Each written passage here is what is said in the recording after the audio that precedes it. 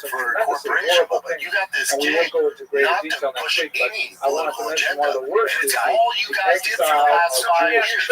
Now, on the other end, even if he was super pro-Trump all the time, I would like to come on. So let me ask you Europe there, down to the islands, Chicago, the different Portuguese islands of Sao Tome, Stanford.